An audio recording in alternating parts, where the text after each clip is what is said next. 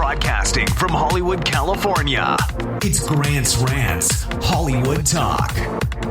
Chris Lilley's Lunatics hits Netflix, but not without controversy. Hashtag Free Britney heats up, and Pikachu gets a movie. I'm furious over this. Later, we're looking at Atlanta Housewives and a bit of RHOBH. That and more with Jaques Peterson right here.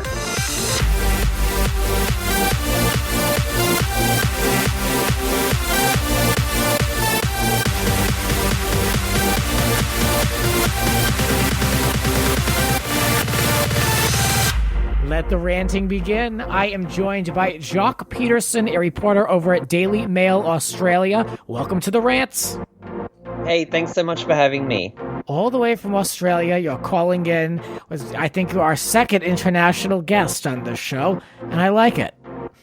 Yeah, well, I mean, I found you on Twitter, and you're a fellow LVP hater with me, so as soon as I knew that, I fell in love with you and knew I had to be on your show.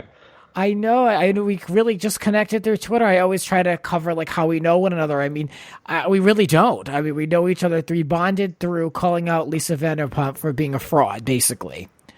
Yeah, well, I mean, it's hard to find other LVP haters. I mean, I feel like there's some more now with this current season, but for a really long time, I felt like I was just out on an island and kind of like screaming into the abyss and no one would listen. So then, you know, whenever I see someone else that I feel like gets it and gets who she is, I just like latch onto them. So yeah, I mean, I've had it with her. I don't want to be considered a troll, but like, I guess you could say I'm a hater. I've been saying this the last couple of weeks.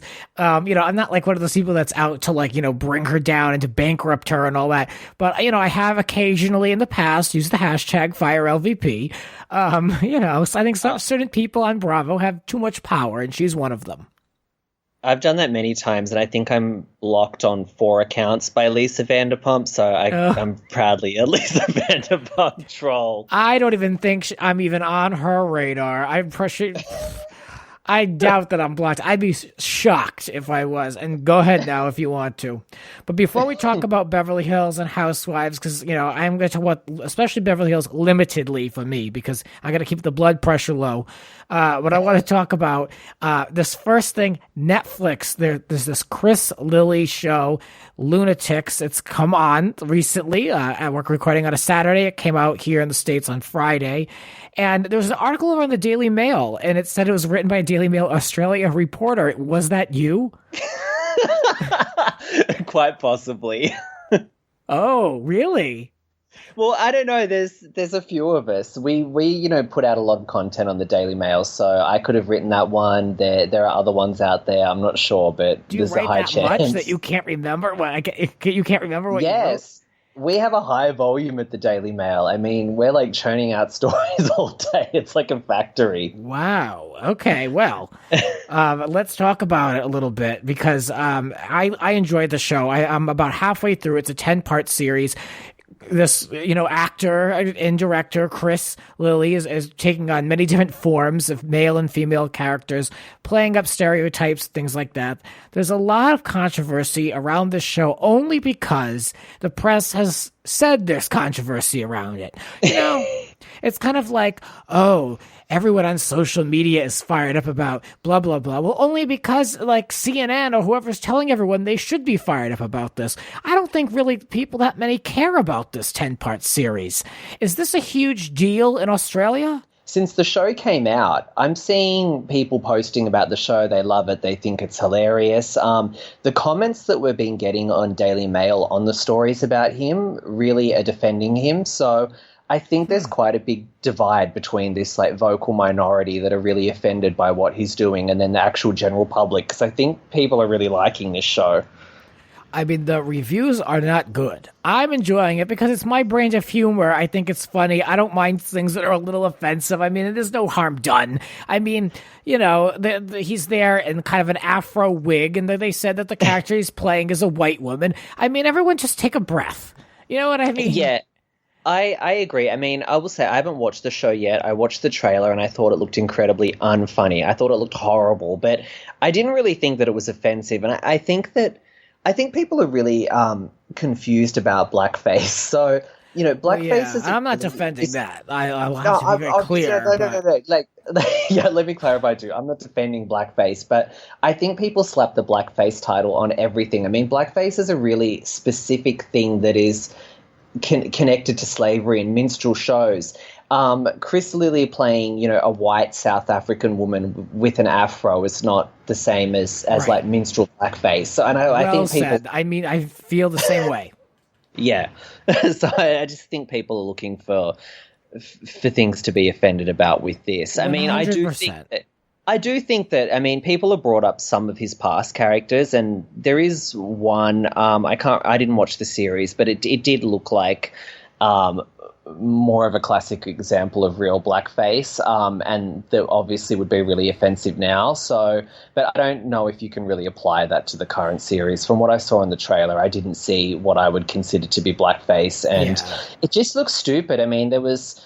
Yeah, he had the woman with the afro. He had someone has a really big ass or something. And a white guy. Yeah, he has a big ass. His whole family does. I mean, whatever. Netflix isn't going to let anybody go on and do blackface on one of their shows. There are so many decision makers and so much money involved. Netflix isn't going to greenlight anything like that. They have control over everything.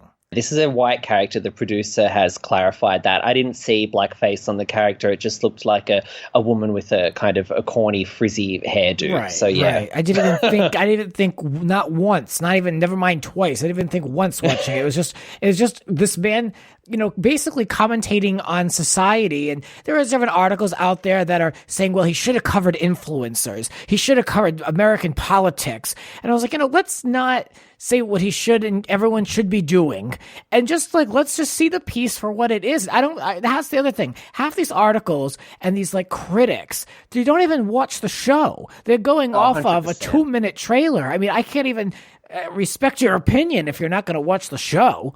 Like I said, I don't think the show looks funny. I think it looks stupid, but I think there's probably a lot of people that are really excited to have a silly kind of comedy that's not political, because they make comedy so politically charged now, which is kind of divisive, and it's also really unoriginal at this point. I mean, how many times can we see the same kind of political jokes, or, Trump's orange and has bad hair? Like, can we get some other humor, please? Right. Well, it's like Jay Leno, the American comedian here, said, like, everyone's making the same joke. They're just making it in a different way or a different format, but everyone is making the same one joke about Trump or government, and it's like exhausting. So yeah, I'm relieved. I'm relieved that I'm not having to sit through that.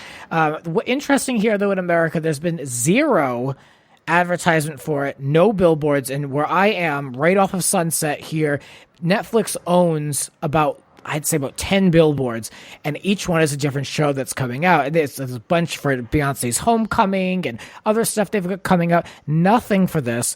Zero interviews have been done with Chris. I've been looking a lot.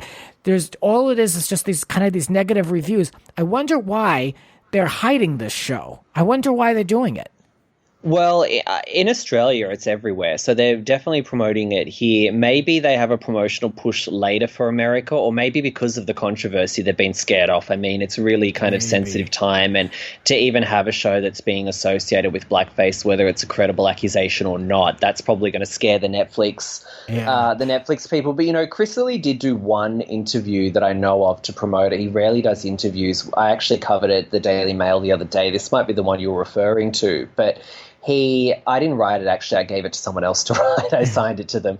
But he basically said in this interview that, he knows that there's social media backlash. He doesn't use social media. He doesn't pay attention to it. So it's not something in his world, because he just said that, if you want to avoid the social media backlash, just don't look at it and it's gone. Like, stay in the real world. You don't have to be on Twitter looking at every negative thing someone says about you. So I think he's kind of just keeping to himself. Yeah. Well, I'm interested to hear that they are advertising and promoting it there. It must be something geo-targeted. I did read an article that Netflix is trying to really make a push into these different markets and showcase shows that have been produced in those markets, and that they've really lacked in Australia. And so this is I think their third Australia originally produced show. Okay, I'm glad to know that someone's watching it, because I was really looking forward to it. And it's I feel like I'm a voice of one. So I bet the numbers are really good, and I bet that they're going to keep rising. I think that Netflix is going to get a really big return on this show. I want to take a complete different turn. There's no transition to make here. To hashtag free Britney. Wow, it's really heated up since I've been covering the story here on the Rants. In the last week, this Britney's Graham podcast has really taken over. I mean, they've been referenced on The Talk and Access Hollywood. And I mean, it's really everywhere. And, you know, the ladies have been out talking about what they know. There's this voicemail source that's come through. I'm not going to go through all the details. I encourage anyone listening who wants to know more, if you haven't already, listen to it all play out on Britney's Graham podcast. But we're here to kind of commentate on this because apparently this hashtag free Britney that's been trending worldwide has started to be muted by her team apparently on social media. What do you think of that?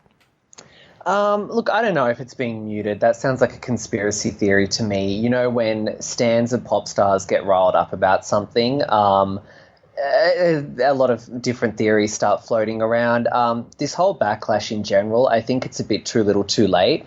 I'm a long-time Britney stan. I used to have a blog that was quite popular way back in the day, like 10 years ago or something. I was really ride or die for Britney, and around the time of when Femme Fatale was about to come out, I really started going, something's not right. This, you know, why is she still under this conservatorship? Why is she still being controlled? Why does she look totally medicated and out of it? Why isn't she doing media interviews? You know, I remember in the lead up to that album, Larry Rudolph was out doing the interviews about the album instead of Britney Spears. It was just completely weird, and I just remember all of her fans piling on to me. It really felt like they didn't care that much about Britney the person. It was just about, you know, they wanted the music, they wanted sexy Britney back on stage. You know, we're 10 years later now. I think it's a little bit too little too late. Now this hashtag has evolved to hashtag free X Britney. I really don't know why. What's the difference? If they're going to, apparently on Instagram, on Britney's Instagram, they muted anything that says free Britney. So now they created this new one. What's to stop them from blocking the new one? Yeah. But I was invited to the city of West Hollywood. There's going to be some type of rally on Monday at 4:00 for kind of, I guess it's mental health awareness / free Britney. So this is really turning into a movement.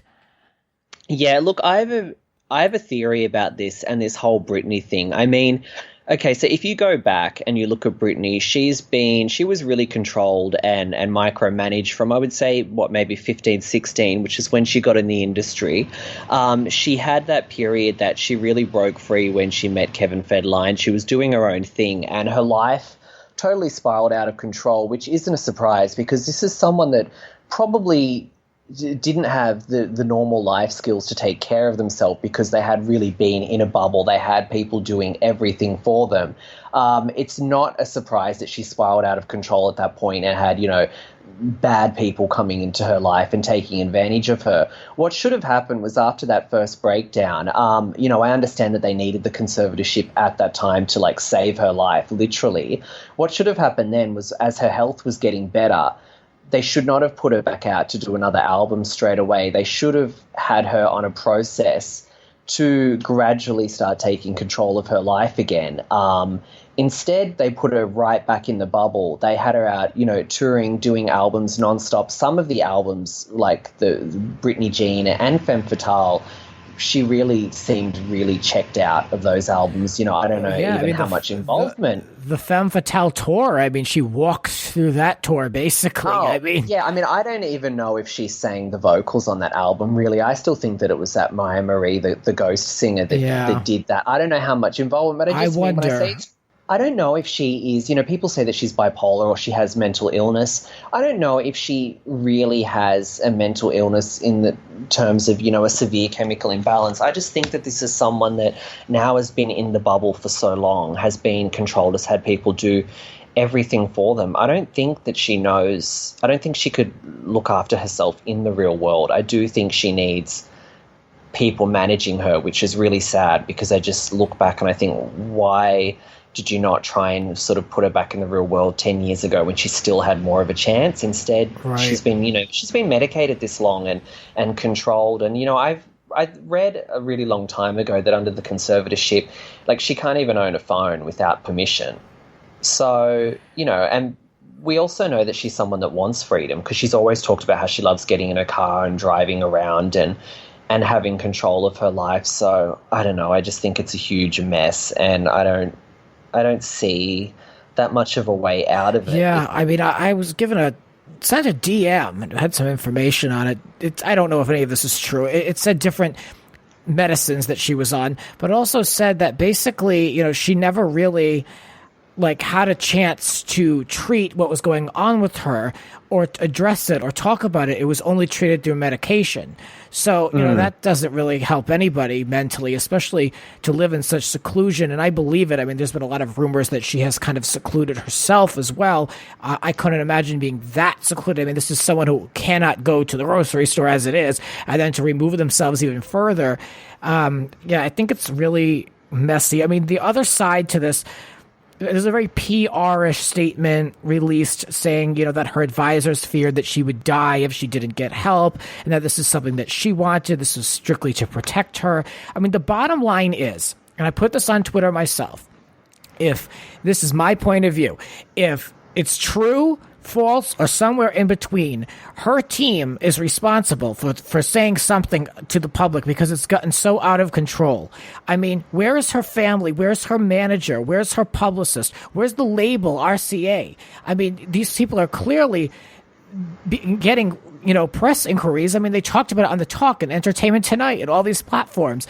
People are definitely asking them for something. I mean, where are these people to do their jobs? Why would they let this get so out of control? I mean, I'm not even looking at Britney. I'm not even looking at her. I'm looking at the people who are making all this money off of her. You know, it's really gross. What are they doing? It is crazy, and I don't know if she even would have a phone to use freely, honestly, because I think that I agree. I don't believe any of those recent posts that have been made about her checking in or anything like that are her. No.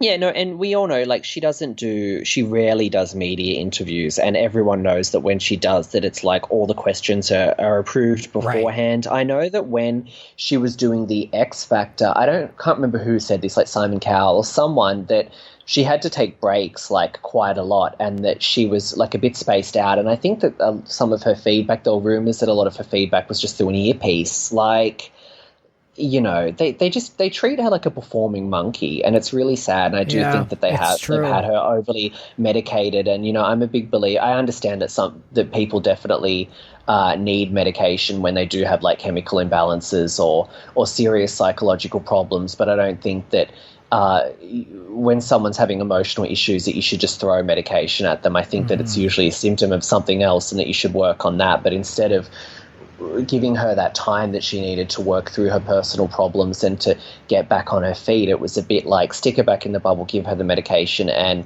put her on tour and making albums for 10 years. And it's just been so long now that I can't really see anything else for her.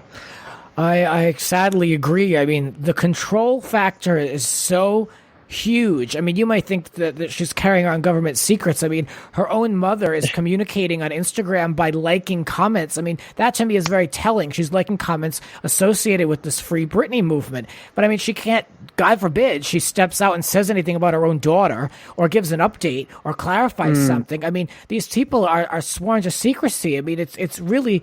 So to have someone that controlled, that would, at the end of the day, they're a performer who basically, you know, they can learn choreography and they lip sync to the music. I mean, what are we really protecting here? Why can't we be upfront about this? And I'm the biggest Britney stan. I mean, don't come for me, but like, you know, I would be okay if she went away and lived quietly, because just as a person, Britney owes me nothing.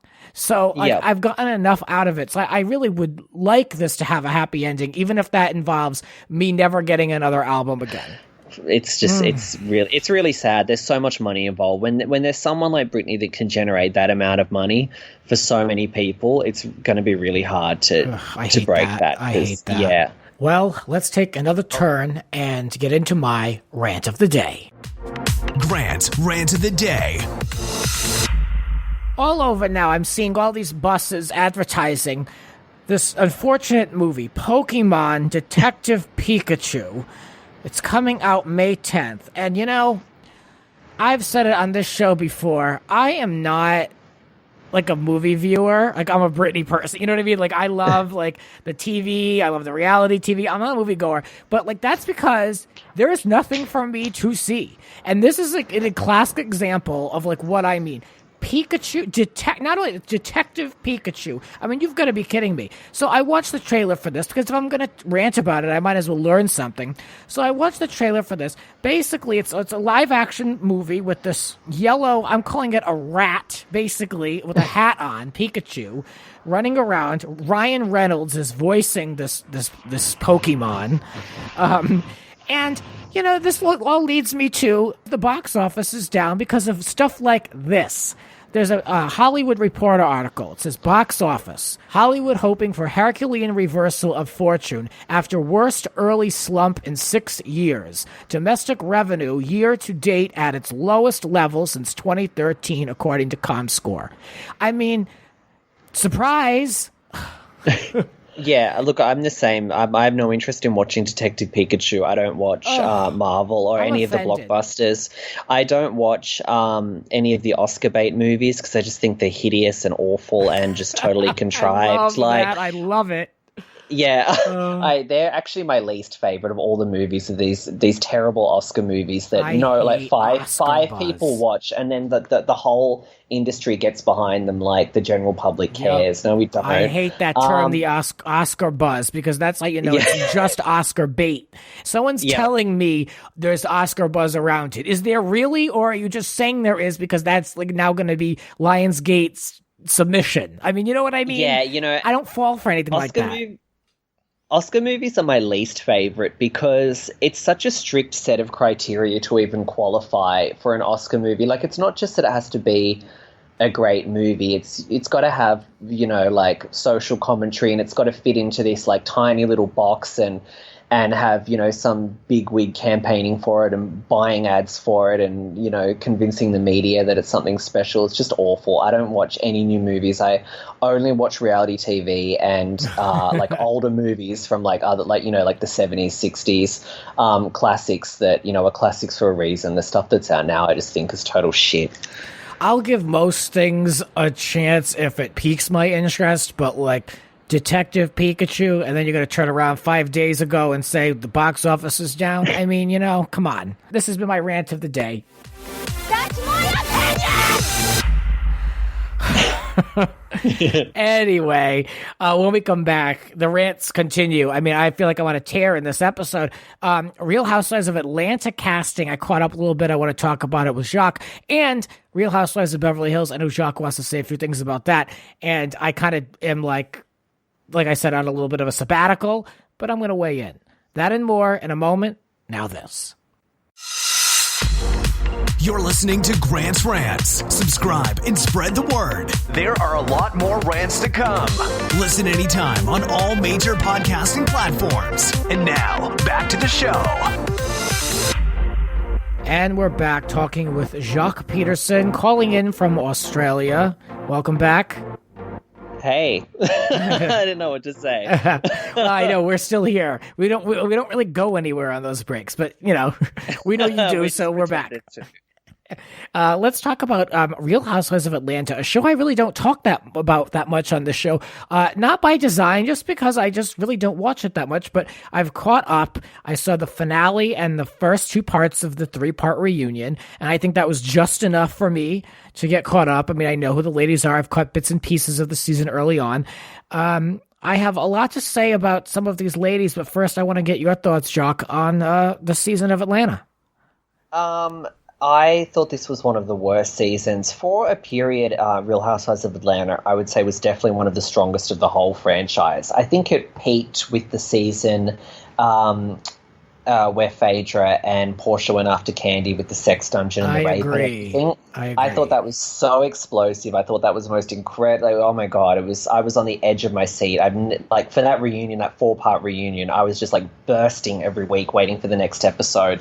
Since then, it's really been going down. I actually tuned out of this season in the middle, and I never drop out of a Real Housewives season. I've only ever done it one of the Beverly Hills seasons, and with this one, like, that's how much I was hating it. Can I ask the Beverly Hills season you dropped? Because I think we may have that in common.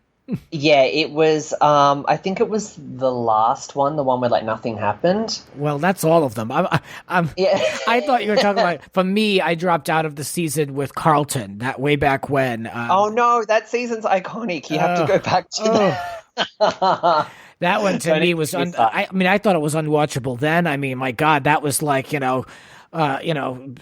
prime time compared to the dribble we have now. Although I know I'm in the minority. I mean, people are enjoying this season of Beverly Hills. But before we get there, I want to talk a little bit more about Atlanta, only because I want to give my thoughts. Nene, I think she's got a bad attitude as always. I've said this for years. If she's unhappy, no one can be happy. And I think Cynthia's going to be departing because I view this kind of as like a Bethany Carroll from New York story where like they keep the OG and the friend who's kind of out is out. And I think I've been done with Cynthia Bailey for a long time. That's a really interesting theory. Okay, one with Nene, I agree with you.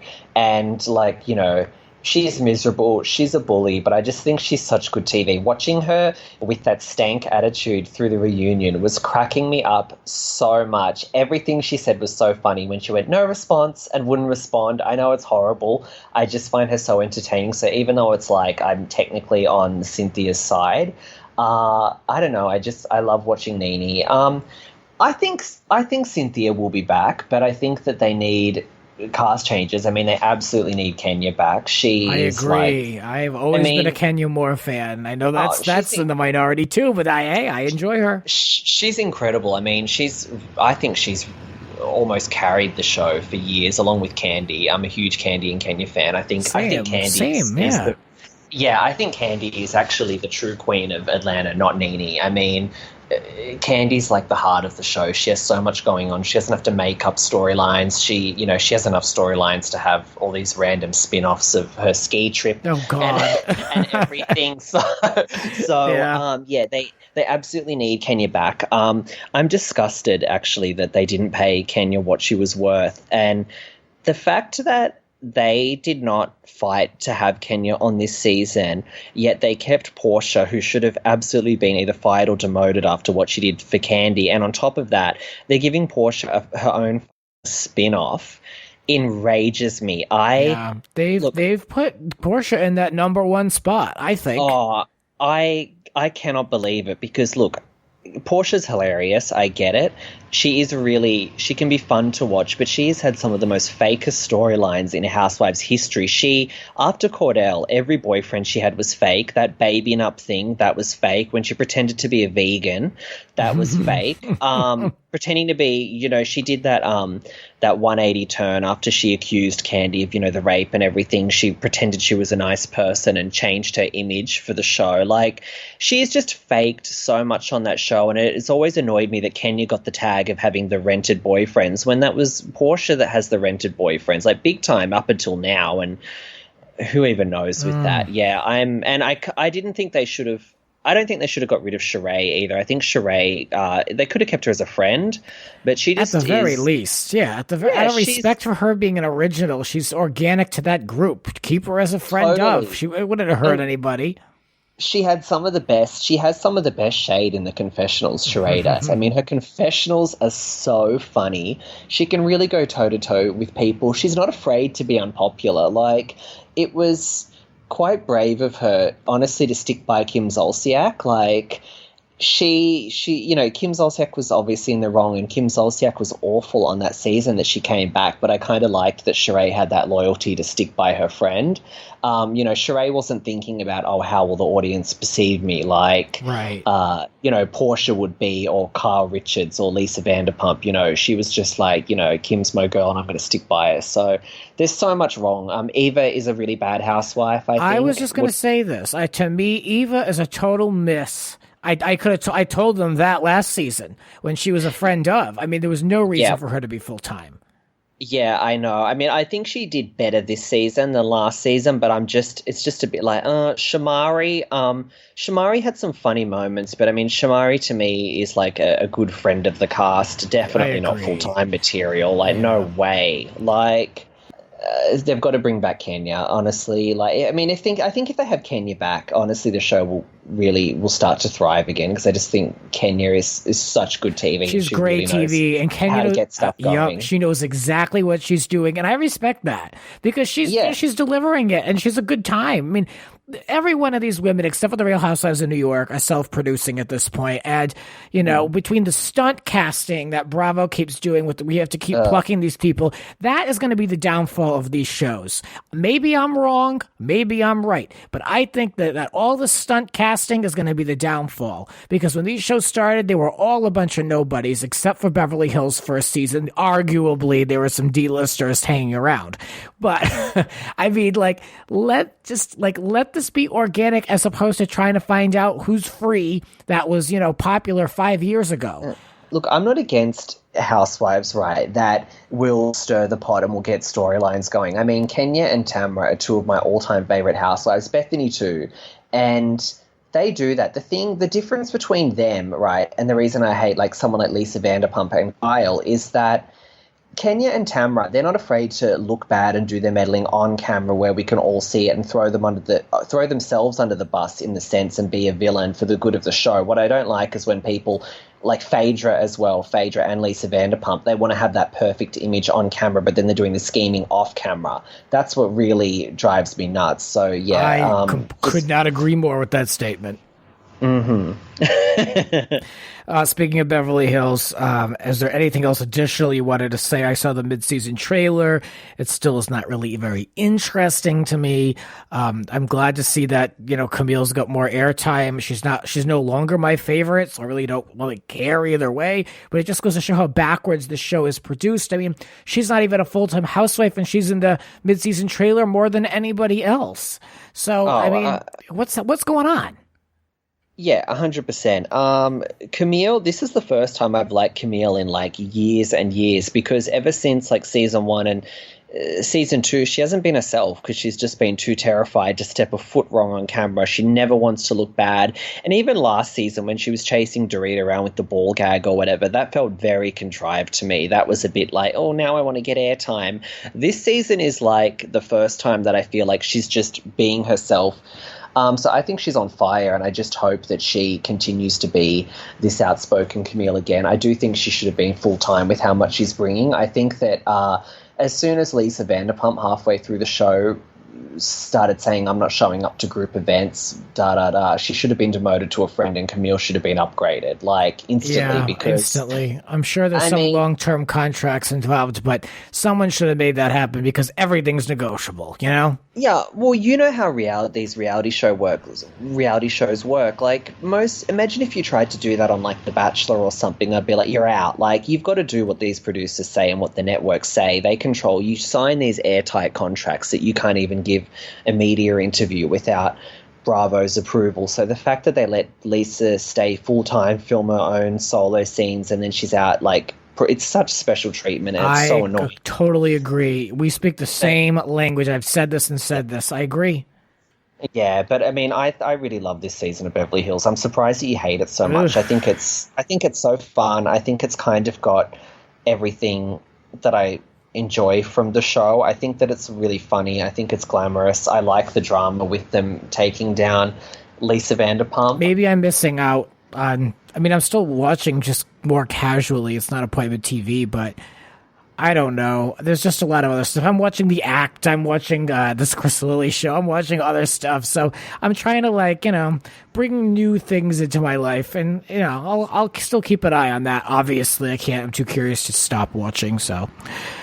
I want to talk with you and ask you about reality TV in Australia. I'm always kind of curious, what is big over there? Obviously, Housewives, but what else is on? I'm so curious. You have your own reality shows, or is it a lot of U.S. imports? What's it like? We have our own shows, but yeah, it's a lot of Australian versions of American shows, like The Bachelor. We've currently got the second season of Bachelor in Paradise Australia airing right now, which is actually horrible. It's really bad. The biggest show here actually is Married at First Sight. But Oh, yeah. our version is completely different. It's off the charts. It's like a phenomenon here. Like we just had the two-part finale the other night, and it screened in cinemas across Australia for free.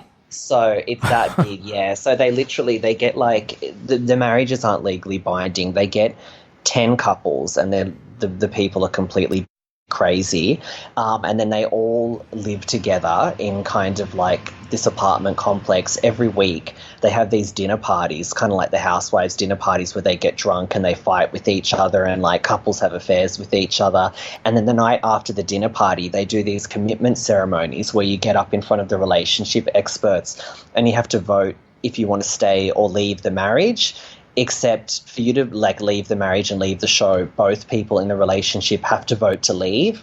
So you could hate your partner and have someone awful, and then you get up there and you vote to leave, but they vote to stay. So you've got to like stay with them another week. It's like a game show for being stuck with someone. It's like it's like Married at First Sight meets Housewives meets Survivor. It's incredible. It's like a phenomenon here. The finale got it got over 2 million viewers, which for Australia, like a small market, is like huge. Like everybody watches it. You have no idea. Like during the show airing, you go to any news website. Like, so imagine if you're in America, right, and you're going on like the New York Post, the New York Times, Entertainment Weekly, every single story would just be Married at First Sight. Like, it completely takes over the media. It's on another level. It's the only thing I could compare it to is maybe like when American Idol was at its peak in America. Yeah. It's like that. So that's really takes up all the airtime here. That's fascinating. But I feel like I am missing out.